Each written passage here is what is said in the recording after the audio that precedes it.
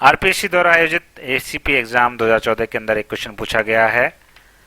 इन stored procedures, stored procedure का मतलब है ऐसे प्रोसीजर्स, ऐसे स्टेटमेंट जो पहले से ही स्टोर कर लिए गए हैं, उनको दोबारा से लिखने की जरूरत नहीं है। जब भी हमें उनकी आवश्यकता हो हम केवल उनको रन कर सकते हैं और अपना रिजल्ट गेट कर सकते हैं। ये होते हैं स्टोर्ड प्रोसीजर्स।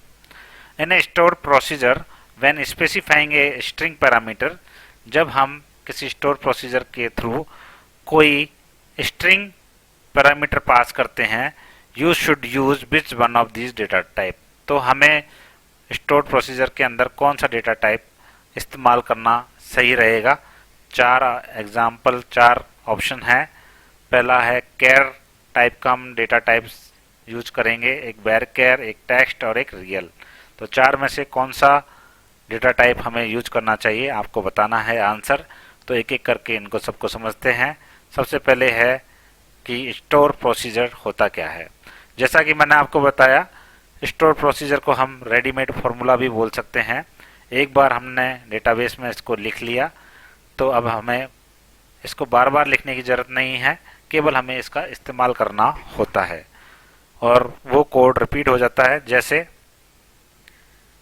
मान लीजिए मुझे किसी नाम के आगे हेलो लिखना है, हेलो बोलना है, तो एक ऑप्शन तो ये है कि मैं बार बार लिखूं हेलो राहुल, हेलो पूजा, हेलो अमन।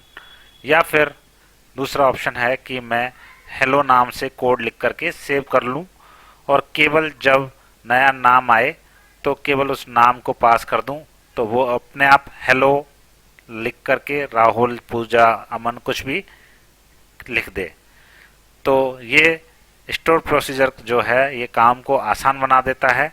आप एक बार हेलो बोलने वाला कोड लिख दो, बस नाम बदल बदल कर उसको कॉल करते रहो, आपका काम हो जाएगा। तो ये तो बात हो गई हमारे स्टोर प्रोसीजर की। स्टोर प्रोसीजर क्या होता है। अब जो चार डेटा टाइप है उनके बारे में बात कर लेते हैं। कैर, कैर जो डेटा टाइप है इसके अंदर हमें स्ट्रिंग की लंबाई बतानी पड़ती है ब्रैकेट के अंदर कि कितनी लंबाई का हमारा टेक्स्ट रहेगा।